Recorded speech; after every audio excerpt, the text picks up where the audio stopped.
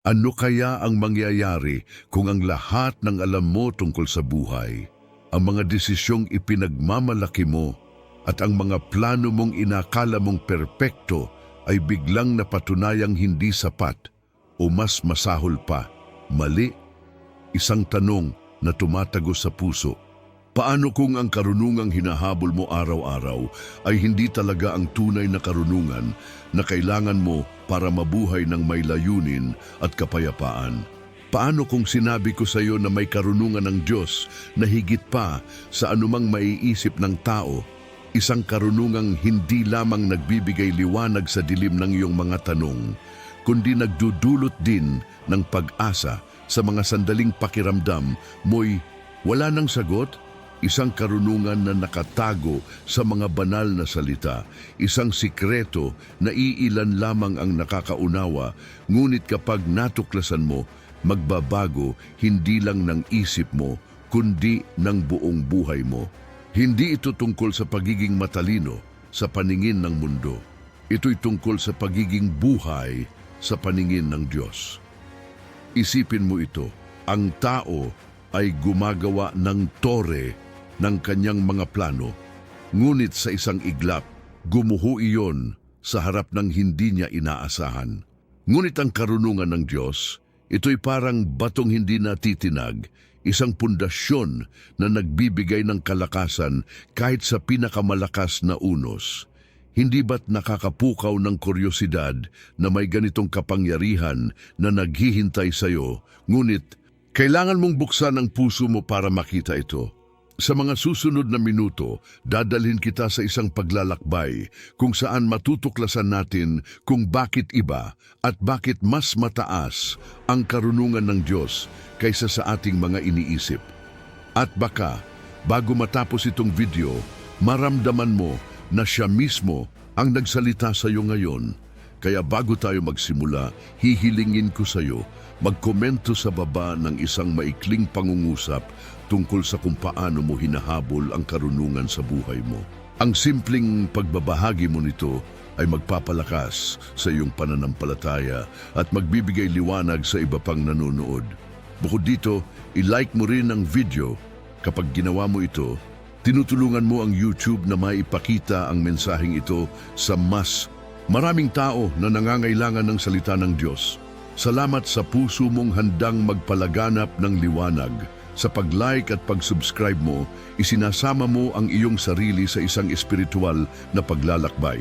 Tulad ng karunungang hinintay mo, ang bawat aksyon mo ay nagdudulot ng pagbabago sa iyong buhay at sa iba. Marami sa mga nanonood natin ang gumagamit ng channel na ito bilang kanilang espiritual na suporta, lalo na't hindi lahat ay may simbahan o komunidad na malapit sa kanila. Kaya mahalaga ang bawat hakbang mo dito. Bago tayo magsimula, magkomento, ka rin ng kapayapaan kay Kristo, isang simpleng deklarasyon ng iyong pananampalataya. At tandaan, ang pangalawa sa huling bahagi ng video ay maaaring maglaman ng susi para ma-unlock ang isang pagpapala na hinintay mo. Handa ka na ba? Magsisimula na yung pag-aaral natin. Isipin mo ito. Ilang beses ka nang gumawa ng plano sa buhay mo na sa una ay mukhang perpekto. Isang trabaho, isang relasyon, isang pangarap. Ngunit sa huli, napagtanto mong hindi ito tumagal. Ang karunungan ng tao ay parang buhangin sa dalampasigan. Maganda kapag hinuhubog mo. Ngunit kapag dumating ang alon ng realidad, natutunaw ito at nawawala. Ngayon, iugnay mo iyan sa salita ng Diyos sa Mateo 24:30 kung saan sinabi niya, ang langit at lupa ay lilipas, ngunit ang aking mga salita ay hindi kailanman lilipas. Isang matibay na pangako mula sa Diyos, isang karunungan na hindi natitinag ng panahon, ng sakit o ng pagkabigo. Kung titingnan mo ang iyong buhay, hindi ba't madalas kang nahihinto sa paghahanap ng sagot sa mga bagay na hindi mo maipaliwanag? Halimbawa, bakit ka nahihirapan kahit ginagawa mo ang tama? O bakit parang mas matagumpay ang iba kahit hindi sila gumagamit ng tamang paraan? Ang karunungan ng tao ay nagtuturo sa iyo na magmalaki sa tagumpay mo, na magtiwala sa sarili mong kakayahan, ngunit kapag dumating ang punto na wala ka ng kontrol, ano ang natitira sa iyo? Walang sagot, walang pundasyon, isang tore ng buhangin na gumuho sa unang hampas ng hangin. Ngunit ang karunungan ng Diyos ay iba. Hindi ito nangangako ng madaling buhay. Ngunit nangangako ito ng buhay na may layunin. Tingnan mo ang buhay ni Job. Nawala ang lahat sa kanya, kanyang pamilya, kayamanan, kalusugan, ngunit hindi siya bumitaw sa Diyos. Bakit? Dahil ang kanyang karunungan ay hindi nakabatay sa nakikita ng mata, kundi sa naririnig ng puso mula sa Diyos. At sa huli, hindi lang ibinalik ng Diyos ang nawala sa kanya, dinoble pa niya ito. Hindi ito tungkol sa material na bagay. Ito'y tungkol sa kapangyarihan ng karunungan na nagbibigay ng pag-asa kahit sa gitna ng kawalan. Isinalaysay ko ito dahil gusto kong maramdaman mo. Sa bawat desisyong ginagawa mo araw-araw, ikaw ang bida ng sarili mong kwento. Pero tanungin mo ang sarili mo, alin ang pinapakinggan mo? Ang boses ng mundo na nagsasabing magmalaki ka, magmadali ka, maging ikaw ang una? O ang mahinahong bulong ng Diyos na nagsasabing maghintay ka, magtiwala ka at makikita mo ang plano ko? Ang karunungan ng tao ay panandalian, nagtatapos ito kapag natapos ang iyong lakas. Pero ang karunungan ng Diyos, walang hanggan ito, tulad ng kanyang pag-ibig sa iyo. Ngayon, isipin mo ang isang sandali sa buhay mo kung saan naramdaman mong nawala ang lahat ng kontrol mo. Ano ang ginawa mo? Kung titingnan mo yon ngayon, makikita mo na ang Diyos ay naroon, naghihintay na. Gabayan ka ng kanyang karunungan, hindi upang iwasan ang sakit, kundi upang malampasan ito ng may kapayapaan. Ang mundo ay magsasabi sa iyo na maghanap ng shortcut, ngunit ang Diyos ay nagtuturo sa iyo na maglakad sa tamang landas, kahit mahaba ito, dahil doon mo makikita ang tunay na gantimpala. Bago tayo magpatuloy, gusto ko sanang malaman mo, ano ang isang bagay sa buhay mo na inakala mong sapat na ang iyong karunungan, pero napatunayang hindi. Magkomento ka sa baba. Ang pagbabahagi mo nito ay magpapalakas sa iyo at magbibigay inspirasyon sa iba. At habang papalapit tayo sa susunod na bahagi, maghanda ka. May isang kwento sa Biblia na magpapakita kung paano ang karunungan ng Diyos ay nagligtas sa isang tao mula sa tiyak na kapahamakan. Ano kaya ang mangyayari kapag ang Diyos mismo ang nagturo sa kanya kung ano ang gagawin? Hintayin mo iyan dahil ang sagot ay magdadala ng liwanag sa puso mo. Ang paglalakbay ng mga Israelita sa dagat na pula. Isipin mo ang eksena. Ang mga Israelita bagong palaya mula sa pagkaalipin sa Ehipto ay natagpuan ang kanilang mga sarili na nakaharap sa isang imposible, ang dagat na pula sa harap nila at ang hukbo ni Paraon na mabilis na humahabol sa likod. Sa Exodo 13:13-14, sinabi ni Moises, "Huwag kayong matakot. Tumayo kayo ng matatag at makikita ninyo ang kaligtasan na ibibigay ng Diyos sa inyo ngayon." Kung ikaw ang nandoon, ano ang mararamdaman mo? Takot? Kawalan ng pag-asa? Ang karunungan ng tao ay magsasabi, wala ng paraan, tapos na. Pero ang karunungan ng Diyos, ito'y tumitingin sa imposible at nagsasabi, dito magsisimula ang aking kapangyarihan. Isipin ang iyong sariling dagat na pula, isang sitwasyon sa buhay mo na parang walang lusot.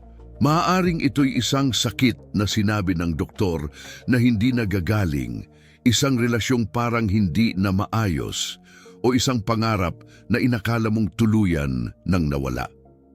Ang karunungan ng tao ay huhusgahan ang mga bagay ayon sa nakikita ng mata, mga numero, lohika, posibilidad. Pero ang Diyos ay hindi gumagana sa loob ng ating mga hangganan. Sa Exodo 21:21-22, hinati niya ang dagat, hindi dahil ito ang pinakamadaling solusyon sa paningin ng tao, kundi dahil ito ang pinakamalinaw na paraan upang ipakita na siya ang Diyos ng imposible. Ang mga Israelita ay naglakad sa tuyong lupa habang ang kanilang mga kaaway ay nilamon ng tubig. Hindi ba't kamangha-mangha na ang Diyos ay gumagamit ng mga hadlang natin bilang entablado ng kanyang kaluwalhatian? Ngayon, dalhin natin ito sa iyo. Kapag nahaharap ka sa isang pader na hindi mo malampasan, ano ang unang ginagawa mo? Sinusubukan mong umakyat gamit ang sarili mong lakas? O kaya'y tumalikod ka dahil masyadong mataas? Alam ko kung gaano kahirap. Iyon ang pakiramdam na parang wala ng pag-asa, pero narito ang karunungan ng Diyos na nais niyang itanim sa puso mo. Ang imposible mo ay hindi imposible sa Kanya. Hindi siya nangangailangan ng plano B dahil ang kanyang plano A ay laging sapat. Sa kaso ng mga Israelita, hindi lang siya nagbigay ng daan, nilipol niya rin ang kanilang mga kaaway sa isang iglap. Sa buhay mo, ang Diyos ay hindi lamang magbibigay ng solusyon. Ipapakita niya rin na siya ang may kontrol sa lahat ng bagay na kinatatakutan mo. Hindi ito tungkol sa pagiging malakas o matalino sa harap ng problema. Ito'y tungkol sa pagtitiwala kahit hindi mo nauunawaan ang susunod na hakbang. Ang karunungan ng tao ay magtutuon sa hadlang, pero ang karunungan ng Diyos ay magtutuon sa Kanya na nasa likod ng hadlang. Kaya kapag pakiramdam mo'y nakaharap ka sa isang dagat na hindi mo matatawid, tandaan mo, ang Diyos ay hindi natatakot sa laki ng alon. Sa halip, ginagamit niya ito para ipakita kung gaano siya kalaki. At baka ang imposible mong hinintay na sagot ay darating sa paraang hindi mo inaasahan, hindi dahil sa iyo, kundi dahil sa Kanya. Kaya habang iniisip mo ang sarili mong imposible, tanungin mo, paano kaya kung ang Diyos ay naghahanda ng isang bagay na mas malaki kaysa sa aking nakikita ngayon? Sa susunod nating paglalakbay, titingnan natin kung paano ang karunungan ng Diyos ay nagbibigay ng liwanag kahit sa pinakamadilim na sandali. Pero bago iyon, magkomento ka sa baba. Ano ang dagat na pula sa buhay mo ngayon? Ang pagbabahagi mo nito ay magbibigay lakas sa iyo at magpapakita sa iba na hindi ka nag-iisa. At habang nagpapatuloy tayo, isipin mo, may liwanag na naghihintay sa kabilang panig ng iyong imposible. Ang 3 araw ni Jonas sa tiyan ng malaking isda. Isipin mo ang ganitong sandali. Si Jonas, isang propeta ng Diyos, ay nasa loob ng tiyan ng isda. Madilim, malamig, at puno ng kawalan ng pag-asa. Ayon sa Jonas 2:2, mula sa dilim na iyon, siya'y nanalangin, sa aking kahirapan ay tumawag ako sa Diyos at siya'y sumagot sa akin. Kung ikaw ang nasa kanyang lugar, ano ang iisipin mo? Na ito na ang katapusan, na ang Diyos ay tumalikod na sa iyo. Ang karunungan ng tao ay magsasabi, kung nasa ganoong kalagayan ka, wala ng pag-asa. Pero ang karunungan ng Diyos ay iba. Ito'y kumikinang kahit sa pinakamadilim na sulok ng buhay mo at ginagamit ang dilim mismo para hubugin ang puso mo. Dalhin natin ito sa iyong realidad. May mga panahon ba sa buhay mo na pakiramdam mo'y nilamon ka na ng dilim? Maaaring isang pagkakamali na hindi mo maalis sa isip mo, isang pagsubok na parang walang katapusan, o isang kalungkutan na hindi mo maipaliwanag. Ang karunungan ng tao ay magtuturo sa iyo na tumakas, maghanap ng mabilisang lunas, magmalaki kahit nasasaktan, o itago ang sakit sa likod ng ngiti. Pero ang Diyos sa kanyang karunungan ay nagsasabi, manatili ka rito dahil kahit sa dilim narito ako.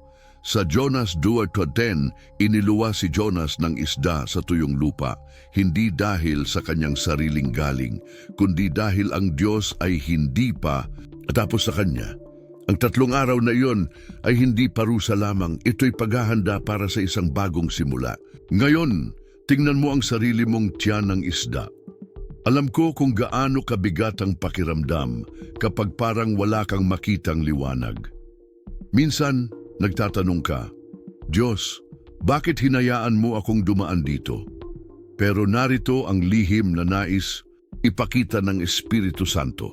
Ang dilim ay hindi ang katapusan ng kwento mo. Ito'y bahagi ng plano ng Diyos para buhayin ang isang bagay na mas malalim sa iyo. Si Jonas ay natutong manalangin sa dilim at nang siya'y lumabas, handa na siyang sundin ng Diyos patungo sa Nineveh. Sa buhay mo, ang dilim na hinintay mong matapos ay maaaring ang mismong lugar kung saan hinuhubog ka ng Diyos para sa isang layunin na hindi mo pa nakikita. Hindi madali ang manatili sa dilim, alam ko iyan. Pero ang karunungan ng Diyos ay hindi tungkol sa pagtakas sa hirap. Ito'y tungkol sa paghahanap ng Kanya sa gitna nito. Kapag pakiramdam mo'y wala ng laban, tandaan mo, ang Diyos ay hindi natatakot sa lalim ng iyong pagsubok. Sa halip, ginagamit niya ito para ipakita na ang kanyang liwanag ay mas maliwanag kaysa sa anumang kadiliman. Kaya sa susunod na maramdaman mo ang bigat ng iyong sariling 3 araw, huwag kang magmadali sa pagtakas. Hayaang magsalita ang Diyos. Dahil baka sa katahimikan ng dilim na iyan, maririnig mo ang kanyang tinig ng mas malinaw kaysa dati. Kaya habang pinagninilayan mo ang iyong sariling pagsubok, tanungin mo, paano kaya kung ang Diyos ay gumagawa ng isang bagay na maganda kahit sa pinakamadilim kong sandali? Sa susunod nating pag-aaral, titingnan natin kung paano ang karunungan ng Diyos ay nagbibigay ng kapangyarihan sa mga bagay na itinakwil ng mundo. Pero bago iyon, magkomento ka sa baba. Ano ang isang dilim sa buhay mo na naramdaman mong naging daan ng pagbabago? Ang pagbabahagi mo nito ay magpapalakas sa iyo at magbibigay liwanag sa iba. At habang nagpapatuloy tayo, isipin mo, may liwanag na naghihintay sa dulo ng iyong pagsubok. Ang pagpili kay David bilang hari, isipin mo ang isang batang pastol, ang bunso sa kanyang pamilya, na hindi man lang itinuring na karapat-dapat na tawagin nang dumating si Samuel upang maghalal ng bagong hari. Sa 1 Samuel 16:7, sinabi ng Diyos, huwag mong tingnan ang kanyang anyo o ang kanyang tangkad, sapagkat hindi iyan ang hinintay ko. Ang tao ay tumitingin sa panlabas, ngunit ang Diyos ay tumitingin sa puso. Kung ikaw ang nandoon, sino ang pipiliin mo? Ang pinakamatangkad, ang pinakamalakas, ang karunungan ng tao ay magtuturo sa mga katangiang nakikita ng mata, kapangyarihan, karanasan, karangalan. Pero ang karunungan ng Diyos, ito'y pumipili sa mga hinamak ng mundo upang ipakita na ang tunay na lakas ay hindi nanggagaling sa tao kundi sa Kanya. Isipin ang iyong buhay ngayon. May mga pagkakataon ba na naramdaman mong hindi ka napansin? Na parang masyado kang maliit, masyadong mahina, o masyadong puno ng pagkukulang para maging mahalaga? Alam ko kung gaano kasakit iyon. Ang marinig ang mga salita ng mundo na nagsasabing, hindi ka sapat. Pero narito ang kagandahan ng karunungan ng Diyos. Hindi siya naghihintay ng perpekto sa paningin ng tao. Si David ay isang pastol lamang, walang korona, walang sandata, walang karanasan sa digmaan. Ngunit sa 1 Samuel 16:13, pinahiran siya ng langis at pinuspos ng Espiritu ng Diyos. Mula sa isang hinamak na pastol, siya ay naging hari na nagpabagsak na kay Goliath at nagbigay daan sa linya ng Mesiyas. Hindi ba't nakakamangha na ang Diyos ay gumagamit ng mga itinakwil ng mundo upang ipakita ang kanyang plano? Ngayon, dalhin natin ito sa iyo. Kapag tinitingnan mo ang salamin, ano ang nakikita mo? Ang mga pagkakamali mo. Ang mga bagay na hindi mo naabot.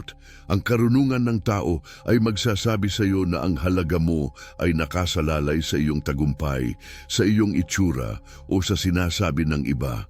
Pero ang Diyos ay nagsasabi, tinitingnan ko ang puso mo at doon ko nakikita ang tunay mong potensyal. Si David ay hindi hinintay ang pagkakataon. Hinintay ng Diyos si David dahil alam niya ang nakatago sa loob niya. Sa buhay mo, ang mga sandaling naramdaman mong hindi ka mahalaga ay maaaring ang mismong mga sandaling hinuhubog ka ng Diyos para sa isang layunin na mas malaki kaysa sa inakala mo. Hindi ito tungkol sa kung ano ang nakikita ng mundo sa iyo. Ito'y tungkol sa kung ano ang nakikita ng Diyos sa iyo. Kapag pakiramdam mo'y hinamak ka ng iba o kahit ng sarili mo, tandaan mo, ang Diyos ay dalubhasa sa pagpili ng mga itinakwil upang gawing instrumento ng kanyang kaluwalhatian. Si David ay nagdala ng bato at tirador laban kay Goliath, ngunit ang Diyos ang nagbigay ng tagumpay. Sa iyong buhay, ang bato mo, ang iyong maliit na pananampalataya, ang iyong simpleng pagsisikap ay sapat na kapag inilalagay mo ito sa kamay ng Diyos.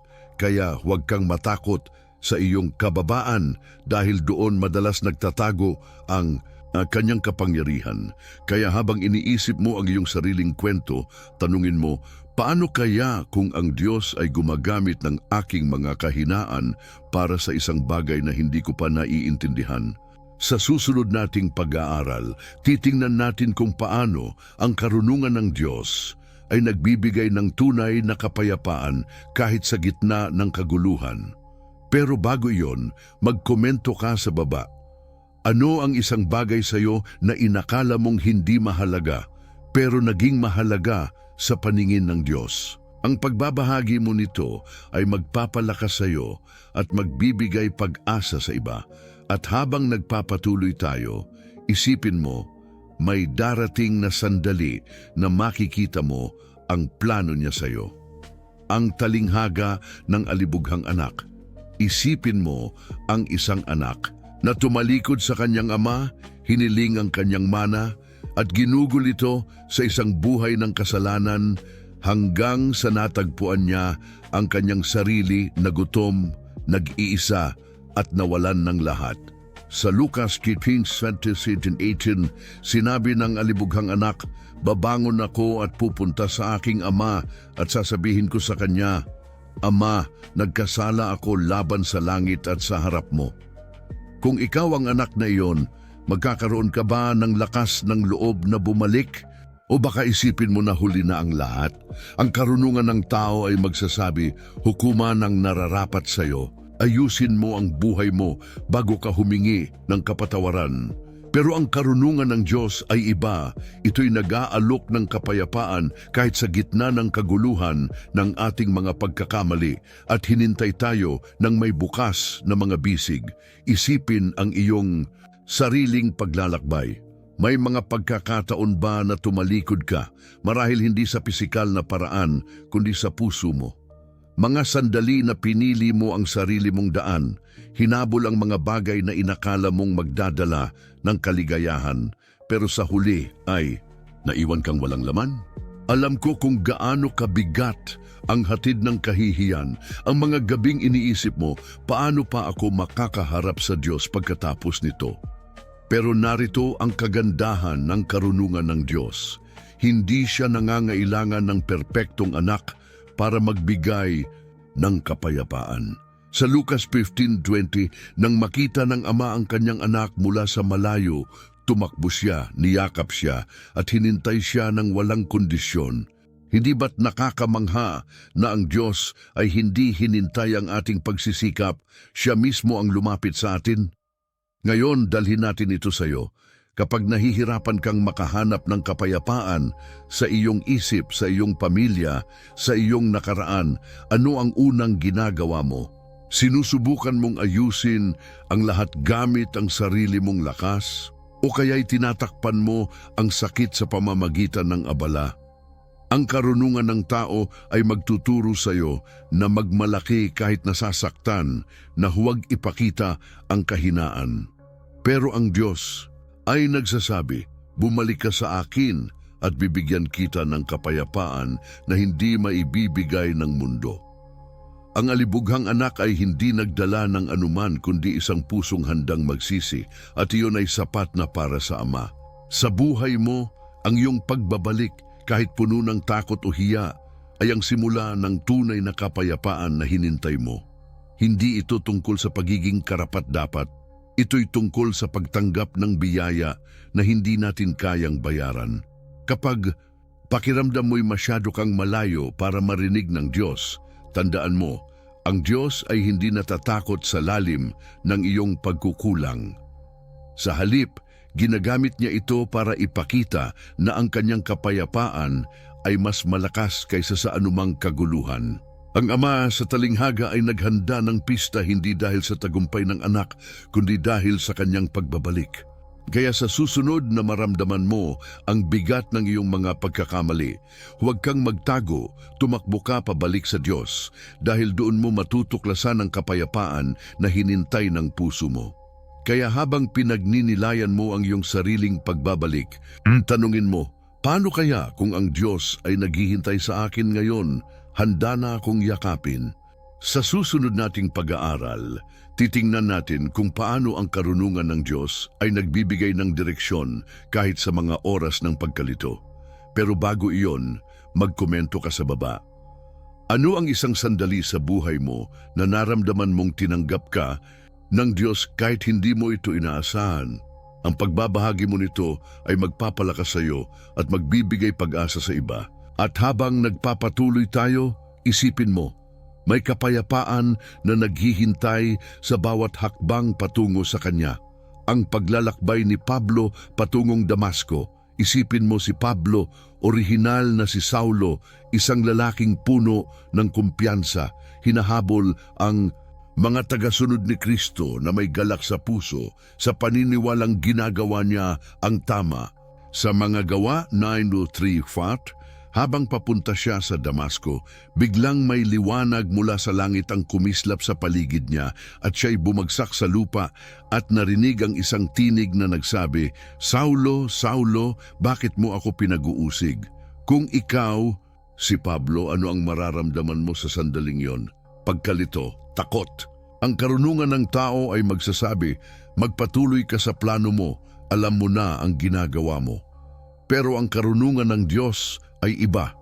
Ito'y humihinto sa atin sa ating mga hakbang.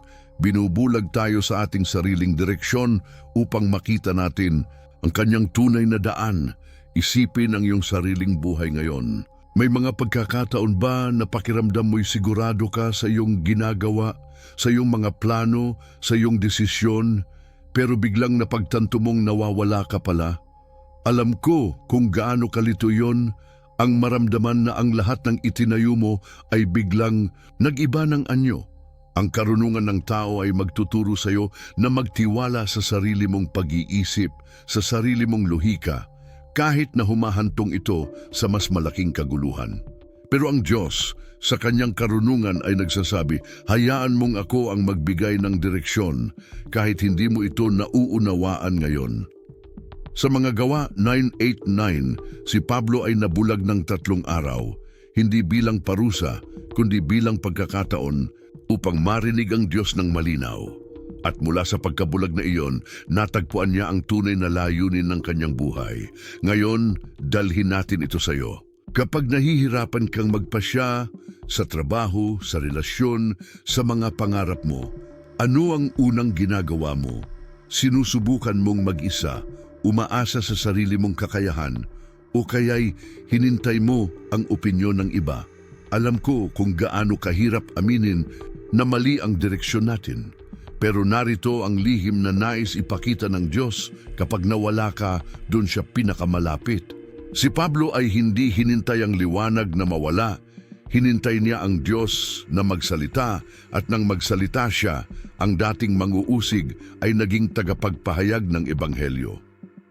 Sa buhay mo, ang mga sandali ng pagkalito ay maaaring ang mismong mga sandali kung saan ginagabayan ka ng Diyos patungo sa mas magandang daan. Hindi madali ang magtiwala kapag hindi mo nakikita ang susunod na hakbang. Alam ko iyan. Pero ang karunungan ng Diyos ay hindi tungkol sa pagkakaroon ng lahat ng sagot. Ito'y tungkol sa pagkakaroon ng Kanya bilang gabay. Kapag pakiramdam mo'y wala ka ng alam, tandaan mo, Ang Diyos ay hindi natatakot sa iyong pagkalito. Sa halip, ginagamit niya ito para buksan ang iyong mga mata sa isang direksyon na hindi mo kailanman napansin dati. Si Pablo ay naglakbay patungong Damasco upang sirain, pero ang Diyos ay nagpadala sa kanya roon upang muling itayo ang kanyang iglesia. Kaya sa susunod na maramdaman mo ang bigat ng kawalan ng katiyakan, huwag kang magmadali sa sarili mong sagot. Hayaang gabayan ka ng Diyos dahil ang kanyang daan ay laging humahantong sa buhay. Kaya habang iniisip mo ang iyong sariling Damasco, tanungin mo, paano kaya kung ang Diyos ay gumagamit ng aking pagkalito para idirekta ako sa kanyang plano? Sa susunod nating pag-aaral, titingnan natin kung paano ang karunungan ng Diyos ay nagbibigay ng lakas sa gitna ng kahinaan. Pero bago iyon, magkomento ka sa baba. Ano ang isang pagkakataon na naramdaman mong binago ng Diyos ang iyong direksyon? Ang pagbabahagi mo nito ay magpapalakas sa iyo at magbibigay liwanag sa iba. At habang nagpapatuloy tayo, isipin mo, may darating na sandali na makikita mo ang liwanag sa dulo ng iyong paglalakbay. Ang paglalakbay ni Pablo patungong Damasco. Isipin mo si Pablo, orihinal na si Saulo, isang lalaking puno ng kumpiyansa. Hinahabol ang mga tagasunod ni Kristo na may galak sa puso sa paniniwalang ginagawa niya ang tama. Sa mga gawa 9:3-4, habang papunta siya sa Damasco, biglang may liwanag mula sa langit ang kumislap sa paligid niya at siya'y bumagsak sa lupa at narinig ang isang tinig na nagsabi, "Saulo, Saulo, bakit mo ako pinag-uusig?" Kung ikaw, si Pablo, ano ang mararamdaman mo sa sandaling yon? Pagkalito, takot. Ang karunungan ng tao ay magsasabi, magpatuloy ka sa plano mo, alam mo na ang ginagawa mo. Pero ang karunungan ng Diyos ay iba. Ito'y humihinto sa atin sa ating mga hakbang. Binubulag tayo sa ating sariling direksyon upang makita natin ang kanyang tunay na daan. Isipin ang iyong sariling buhay ngayon. May mga pagkakataon ba na pakiramdam mo'y sigurado ka sa iyong ginagawa, sa iyong mga plano, sa iyong desisyon, pero biglang napagtanto mong nawawala ka pala? Alam ko kung gaano kalito iyon.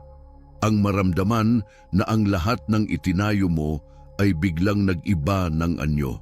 Ang karunungan ng tao ay magtuturo sa iyo na magtiwala sa sarili mong pag-iisip, sa sarili mong lohika, kahit na humahantong ito sa mas malaking kaguluhan.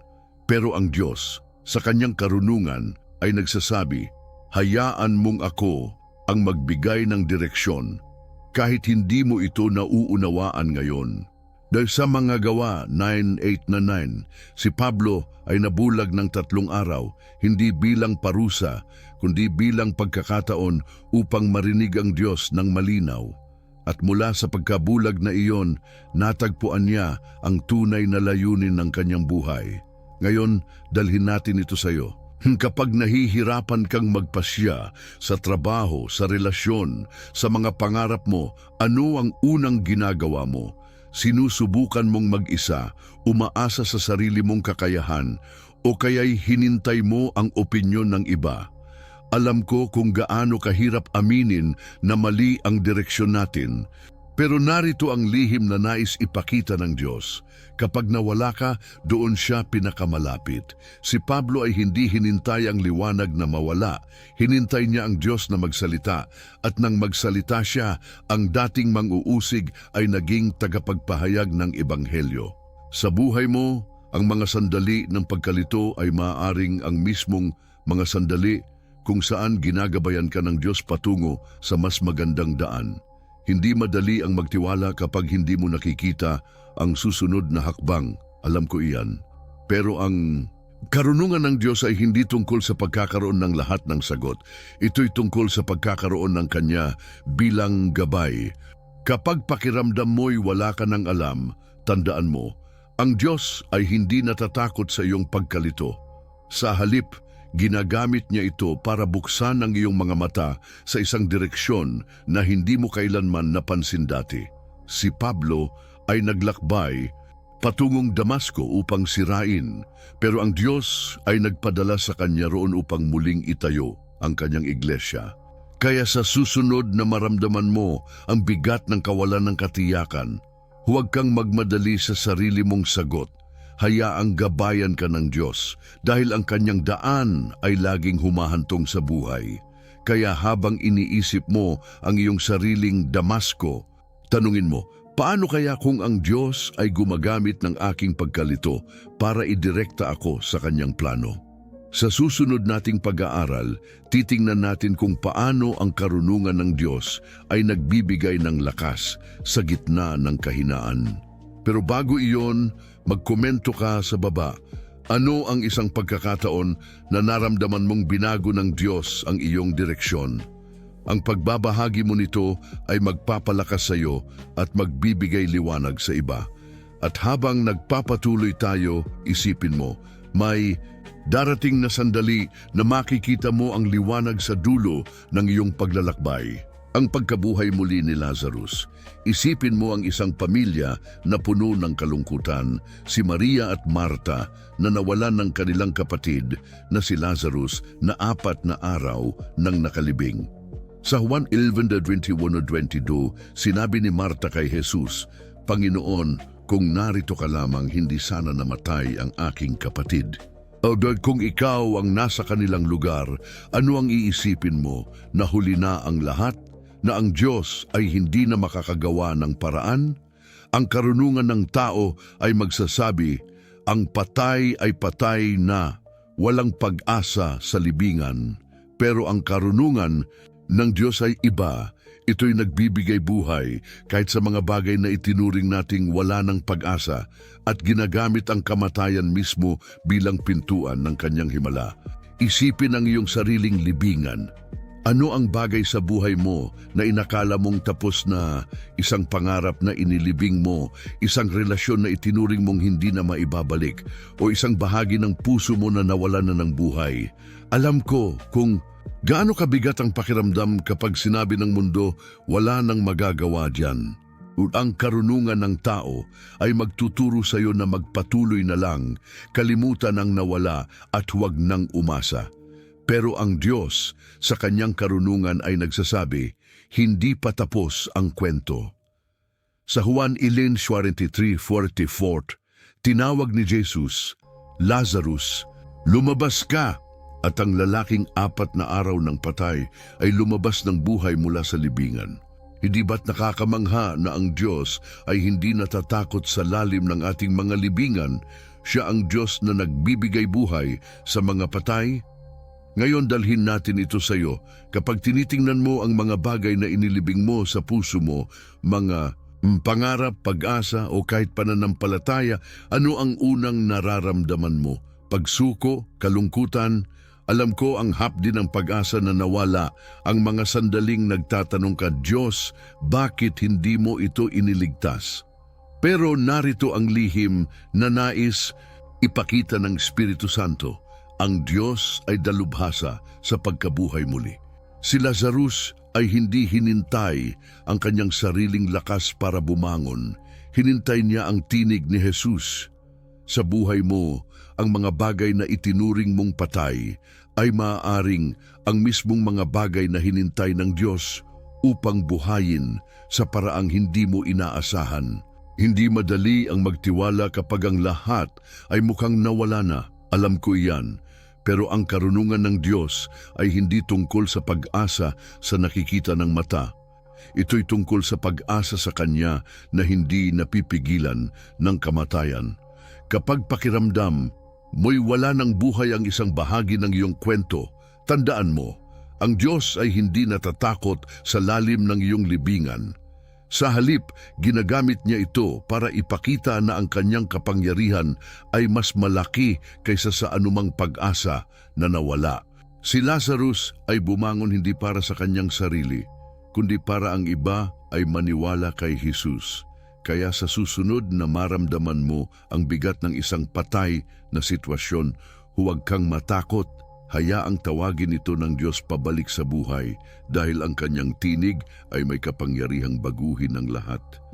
Kaya habang iniisip mo ang iyong sariling Lazarus, tanungin mo, paano kaya kung ang Diyos ay naghahanda na buhayin ang isang bagay na inakala kong nawala na? Sa susunod nating pag-aaral, titingnan natin ang buod ng lahat ng natutunan natin at kung paano ito magdadala sa atin sa mas malalim na pag-ibig sa Diyos. Pero bago iyon, magkomento ka sa baba. Ano ang isang bagay sa buhay mo na inilibing mo pero nais mong buhayin ng Diyos?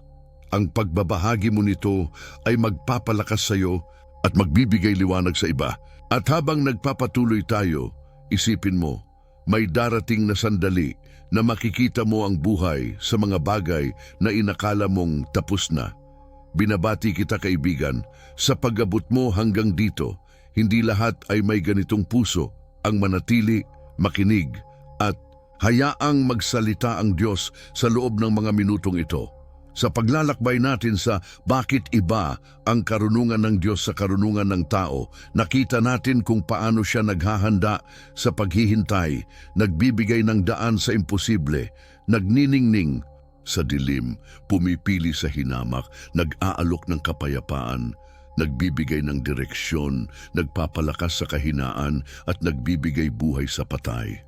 Ngayon ikaw ang bida ng kwentong ito, hindi dahil sa iyo, kundi dahil hinintay ka ng Diyos na marinig ang mensaheng ito. Pakiramdam mo ba'y espesyal ka ngayon? Dapat dahil kakaunti lamang ang hinirang na tumagal hanggang sa dulo tulad mo. Hinihiling ko sa iyo, magkomento sa baba ng isang pangungusap na nagpapakita ng iyong pangako sa karunungan ng Diyos. Isang bagay na orihinal mula sa puso mo. Halimbawa, pipiliin ko ang daan ng Diyos kahit hindi ko ito nauunawaan o hihintayin ko ang kanyang plano sa aking buhay. Ang pagbabahagi mo nito ay hindi lang para sa akin, ito'y para makita ko kung sino ang mga hinirang na kasama ko sa paglalakbay na ito at para mapalakas ang iyong pananampalataya sa harap ng Diyos at ng komunidad natin. Bukod dito, ibahagi mo ang video na ito sa mga kakilala mo at isubscribe ang channel kung hindi mo pa nagagawa. Isipin mo ito bilang talinghaga ng magsasaka. Sa bawat pagkilos mo, pag-like, pag-share, pag-subscribe, parang binhi kang naghahasik sa puso ng iba at ang Diyos ang magpapalago nito. Kung bahagi ka na ng komunidad natin, ipinagmamalaki kita. Pero kung hindi ka pa nakasubscribe, huwag kang mahihiya, hindi pa huli para sumali sa pagpapalaganap ng salita ng Diyos. Ang bawat hakbang mo rito ay nagdudulot ng pagpapala hindi lang sa iyo, kundi sa mga hinintay ng mensaheng ito. Ang patuloy na panunood ng mga video sa channel na ito ay parang pag-aalaga ng apoy sa iyong pananampalataya. Huwag hayaang mamatay ito. Alam ko na marami sa atin ang umaasa sa nilalamang tulad nito dahil hindi lahat ay may simbahan o pastor na malapit. Kaya mahalaga ang bawat aksyon mo. At bago matapos, hinihiling ko sa iyo, manatili ka ng ilang minuto sa katahimikan pagkatapos ng video. Hayaang tumugtog ang musika at gamitin ang sandaling iyon upang purihin at pasalamatan ng Diyos para sa araw na ito. Huwag mong i-pause ang video hanggang sa matapos. Hayaang dumaloy ang espiritual na koneksyon na binuo natin ngayon. Ang karunungan ng Diyos ay hinintay ka rito. At ngayon, oras na para dalhin mo ito sa iyong buhay. Ngayon, maglaan tayo ng sandali upang pagnilayan ng lahat ng natutunan natin. Mula kay Abraham, natutunan natin na ang paghihintay ay hindi tungkol sa pagkaantala, kundi tungkol sa paghahanda ng Diyos sa atin para sa kanyang mas malaking plano. Isang plano na mas mataas kaysa sa ating mga hinintay na sagot. Sa dagat na pula, nakita natin na ang imposible sa tao ay posible sa Diyos at ang ating mga hadlang ay nagiging entablado ng kanyang kapangyarihan. Kay Jonas, natutunan natin na kahit sa dilim ng pagsubok, naroon ang Diyos, hinuhubog tayo para sa bagong simula. Sa pagpili kay David, naunawaan natin na ang Diyos ay tumitingin sa puso, hindi sa panlabas na anyo, at ginagamit ang mga hinamak ng mundo para sa kanyang layunin. Sa Alibughang Anak, natagpuan natin ang kapayapaan ng Diyos na hinintay tayo kahit sa ating mga pagkukulang, handang yakapin tayo sa bawat pagbabalik. Kay Pablo sa Damasco, natutunan natin na ang Diyos ay nagbibigay ng direksyon kahit sa ating pagkalito, ginagabayan tayo sa kanyang daan. Sa tinik ni Pablo, naunawaan natin na ang ating kahinaan ay hindi sa gabal, kundi daluyan ng kanyang lakas. At kay Lazarus, nakita natin na ang Diyos ay nagbibigay buhay kahit sa mga itinuring nating patay, na ang kanyang tinig ay may kapangyarihang buhayin ang lahat. Ano ang ginawa ng karunungan ng Diyos sa puso mo ngayon? Isipin mo, sa bawat hakbang ng paglalakbay na ito, hinintay ka niya, hindi para husgahan ka, kundi para dalhin ka palapit sa kanya. Ang karunungan ng tao ay magtuturo sa iyo na magmalaki, magmadali o sumuko kapag mahirap. Pero ang Diyos, siya'y nagtuturo sa iyo na magtiwala, manatili at maniwala na siya ang may hawak ng lahat. Sa bawat hindi ng mundo, may oo ang Diyos, isang oo na puno ng pag-asa, buhay at pag-ibig. Kaya na ngayon, ikaw ang hinintay niya na dalhin ang karunungang ito sa iyong buhay, sa iyong mga desisyon, sa iyong pamilya, sa iyong mga pangarap. Hindi mo kailangang maging perpekto, kailangan mo lang maging handa. Isipin mo ang isang puno sa gitna ng disyerto. Ang karunungan ng tao ay magsasabi, walang buhay dito. Pero ang Diyos ay nagbibigay ng tubig sa ilalim ng lupa, nagpapalago ng mga ugat kahit hindi mo nakikita, hanggang sa mamunga ito sa tamang panahon. Ganyan ang kanyang karunungan sa iyo. Nagtatanim siya ng binhi kahit sa pinakamahirap na lugar ng buhay mo at hinintay kanyang mamunga. Kaya huwag kang matakot sa iyong disyerto. Ang Diyos ay naroon, gumagawa ng paraan. At ang bidyong ito'y simula lamang. Ang tunay na pagbabago ay mangyayari kapag dinala mo ang natutunan mo rito sa iyong araw-araw, sa bawat paghihintay, bawat imposible, bawat dilim, at bawat kahinaan. Kaya salamat kaibigan sa pagiging bahagi ng paglalakbay na ito. Ang iyong presensya rito ay isang patunay na hinintay ka ng Diyos, hindi ka aksidente dito. Dalhin mo ang karunungang ito at hayaang gabayan ka nito patungo sa mas malalim na relasyon sa Kanya. Sa bawat pagkilos mo, sa pagkomento, pag-share, pag-subscribe, naging instrumento ka ng Kanyang salita. At habang nananatili ka sa katahimikan, mamaya pakinggan mo ang Diyos. Baka sa mga sandaling yon, marinig mo ang susi sa pagpapalang hinintay mo. Salamat sa iyo at naway patuloy kang mamuhay sa karunungan ng Diyos.